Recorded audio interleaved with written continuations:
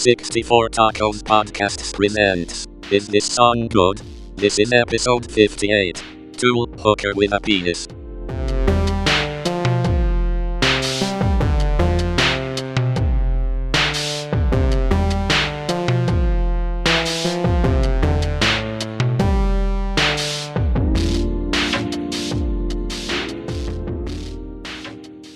All right, welcome back to another Is This Song Good podcast.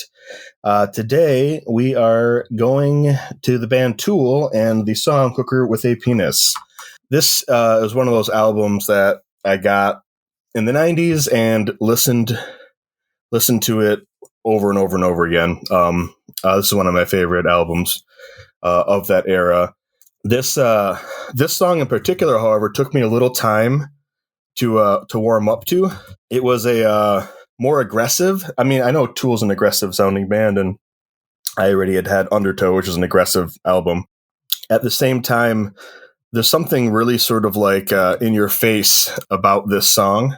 It's just really abrasive, and at first I was like, I don't know if I like this. You know, it was a little too much for my for my like musical palette at that point. A little too aggressive, I think. And then I started listening to the lyrics, and they cracked me up so much that this became one of my favorite Tool songs. Yeah, the lyrics are brilliant. I just love this one. There's nothing better than when he's screaming at the end, buy, send more money. Fuck you, buddy. It just cracks me up every time I hear this song. I love it. But anyway, so I know Dave knows this really well. I'm pretty sure you know it pretty well too, Zach. So why don't you guys tell me what you guys think about the song? I'm honestly surprised that this was not a single. It has all of the trappings of being a single. It's got, chorus, verse, chorus. They could have cut it off right about 2 minutes and 30 seconds with right before he starts getting into the basically just starts swearing over and over again, which would have to be cut out, of course. But it's got a great rhythm to it. Like you said, the lyrics are phenomenal. I mean, he's basically calling out some douchebag who's trying to call him out by saying, look, you're the one wearing Vans and 501s and a Beasties tee, blah, blah, blah. And then he's, calling out all these brands, as if he's endorsing them. And he's basically just saying, I'm doing this to make money, you idiot. Buy my record and fuck you. And I absolutely love it. The sentiment of it is perfect. So yeah, this is one of my favorites. I don't remember if it took me some time to get used to this one like you did, Dan, but yeah, it's a great one. What do you think, Zach? It's like a Maynard James Keenan Twitter feud before Twitter existed. Yes, exactly. Because he's just like going off on this guy that that was calling him a sellout, right. and OGT. He just made it into a song, and yeah, it's really.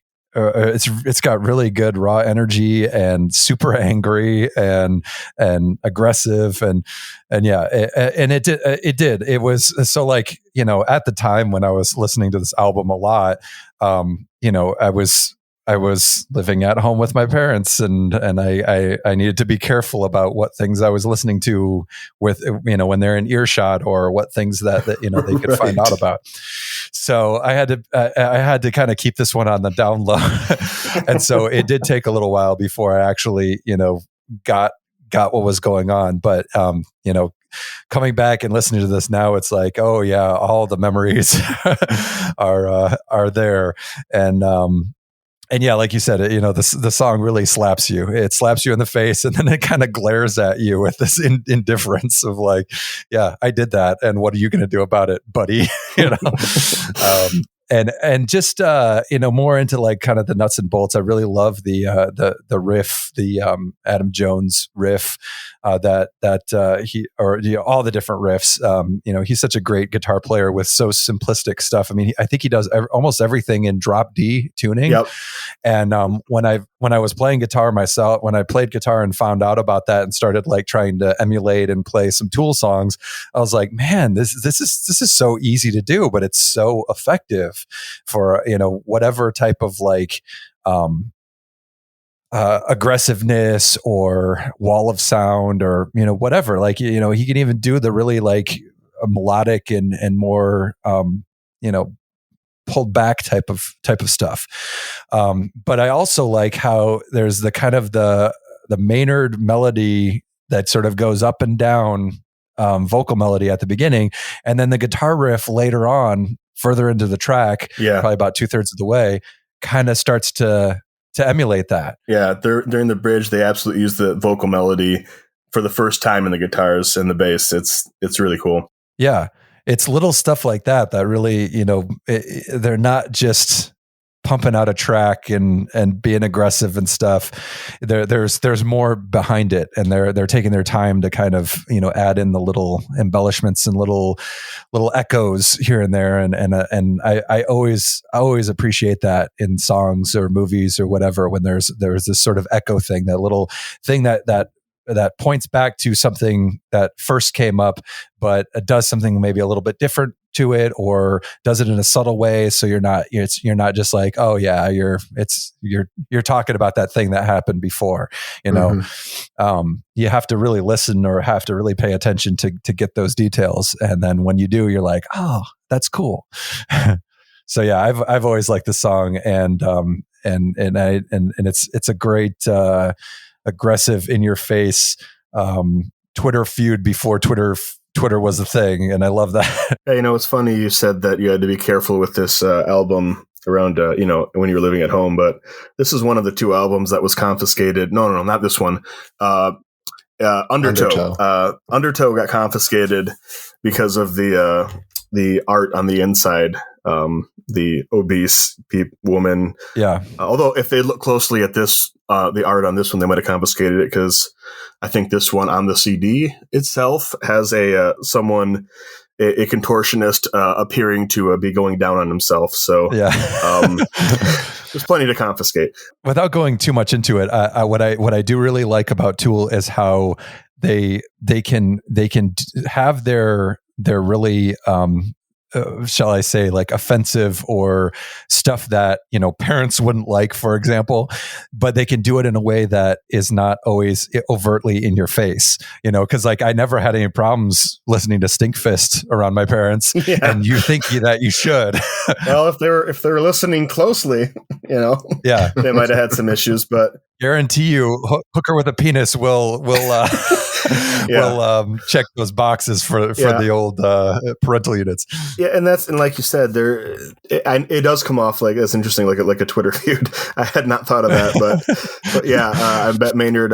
If I went on social media, and I don't know if he does or not, but I'm sure he'd be good at it, because he's smart and he's an ass and he doesn't really give a shit. So he attacks people, and you can never accuse Tool of not thinking it through musically or lyrically. Like as the band went on, the albums became more and more spaced out, because they really make an effort to think about all those bringing themes back and the how the time signatures fit together. They really think that stuff through. It's the only way to accomplish it. And the lyrics are very, very thoughtful.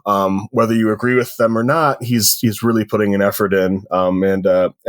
This is, like I said before, this is one of my favorite. One last lyric that cracks me up is during that part that you mentioned where the guitar and bass take over the vocal melody from the beginning. When he says, all you know about me is what I've sold you, dumb fuck. I sold out long before you ever heard my name. I sold my soul to make a record, dipshit, and then you bought one. It's just so perfect for this like smug kid who's like, well, you were good back when Opiate came out. That was when you were good, and now you've sold out. And he's like, man, we sold out, and then you bought it. We sold out to you, you little jackass. You're part of the machine. So don't pretend that you're somehow above it.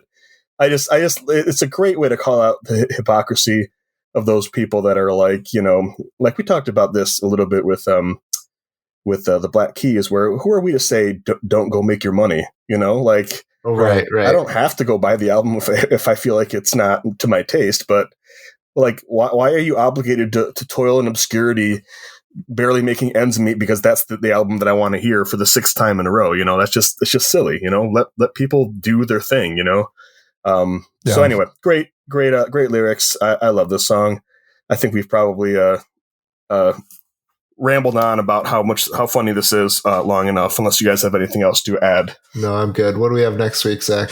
Next week we're going to shift gears to the 2010s, and we're going to be listening to Queens of the Stone Age, I Appear Missing. Sounds good. So tune in for that. All right.